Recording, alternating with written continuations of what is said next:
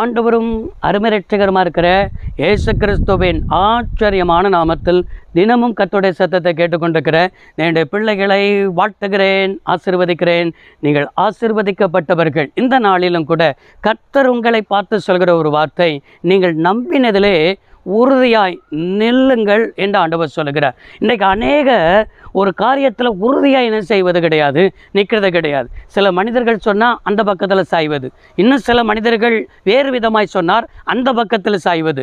இன்றைக்கி நிறையவருடைய நிலைமை ஆவிக்குரிய வாழ்க்கையிலும் கூட நாணல் செடியை போல தான் இருக்கிறது. இந்த பக்கத்தில் அந்த பக்கத்தில் என்று சொல்லி ஒரு பக்கத்தில் கர்த்தர் பக்கத்தில் நாம் நின்று பழக வேண்டும். அன்றைக்கு இஸ்ரவேல் ஜனங்கள் என்ன செய்தார்கள்? பாகால் பக்கத்தில் நின்றார்கள், கர்த்தர் பக்கத்தில். இரண்டு நினைவுகளோடு குந்தி என்ன செய்கிறவர்கள்?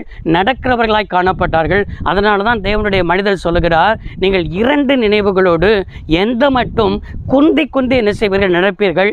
கர்த்தர் தெய்வம் என்றால் கர்த்தரை பின்பற்றுங்கள், பாகால் தெய்வம் என்றால் பாகாலை பின்பற்றுங்கள் என்று சொல்லி அவர்களுக்கு ஆண்டவருடைய வார்த்தை எச்சரித்து பேசினார். இன்றைக்கும் அநேகர் பாரம்பரியமும் வேணும், உலகமும் வேணும், சொந்த பந்தமும் வேணும், ஆண்டவரும் வேணும் என்று நினைக்கிறார்கள். இல்லை, ஆண்டவர் தான் வேணும் என்று சொல்லி நினைக்கணும்.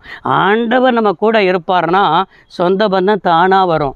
ஆண்டவரை விட்டுட்டு சொந்த பந்தத்துக்கு தான் முக்கியத்துவம் கொடுக்கிறது. ஆண்டவரை விட்டுட்டு ஞாயிற்றுக்கிழமை அந்த கல்யாணம், இந்த கல்யாணம், அந்த ஃபங்க்ஷன், இந்த ஃபங்க்ஷன் என்று சொல்லி ஓடிக்கொண்டிருக்கிறவன் எத்தனை வருஷம் ஓடிவிட முடியும்? எத்தனை வருஷம் கர்த்தரை விட்டுட்டு ஓடி நம்ம என்ன செஞ்சிடோம்? சாதிச்சிட முடியும்? சொந்த பந்தத்தை வச்சு சாதிக்க முடியாதுங்க.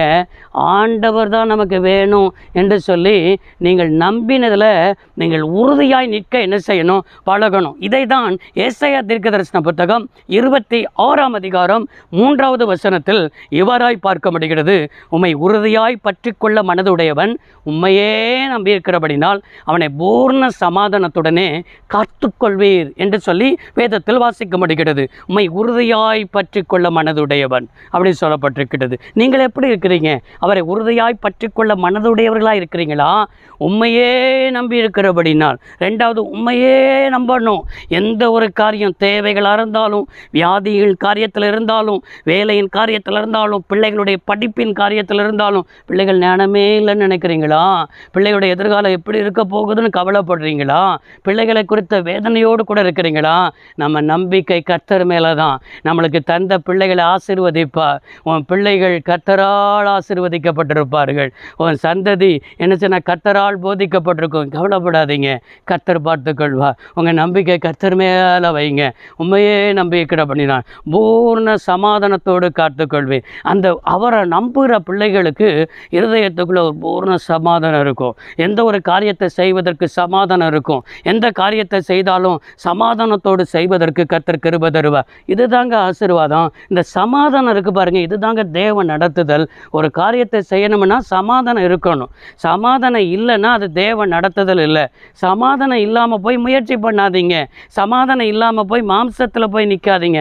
ஒரு காரியத்துக்கு சமாதானத்தை தராரா, அதுதான் தேவ நடத்துதலை விட்டுட்டு இன்றைக்கி உலக மனுஷனை போல் இதை செய்யலாமா, அதை செய்யலாமா, அப்படி செய்யலாமா, இப்படி செய்யலாமா, தூக்கி போட்டுருங்க. சமாதானத்தை இருதயத்தில் வச்சுட்டார்னா அந்த காரியத்தை தைரியமாய் செய்யுங்கள். கர்த்தர் உங்கள் கூட இருப்பார். நீங்கள் செய்கிற காரியத்தில், நீங்கள் நம்பி இருக்கிற காரியத்தில் உறுதியாய் நின்று செய்யுங்க. தேவனுடைய நடத்துதலை பார்ப்பீர்கள். ஜெபிப்போம். சர்வ வல்லமையுள்ள தெய்வமே, அருமை தகப்பனே, இன்றைக்கி இந்த வார்த்தையை கேட்ட பிள்ளைகள், ஆண்டவரே நீர் சொன்ன வார்த்தையில் உமக்குள்ள ஆண்டவரே ஸ்தோத்திரம், நம்புகிற காரியத்தில் உறுதியாய் நின்று அற்புதங்களை பெற்றுக்கொள்ள உதவி செய்யும். இயேசு இரட்சக நாமத்தில் பிதாவே, ஆமென். கர்த்தர் உங்களை ஆசீர்வதிப்பாராக. God bless you all.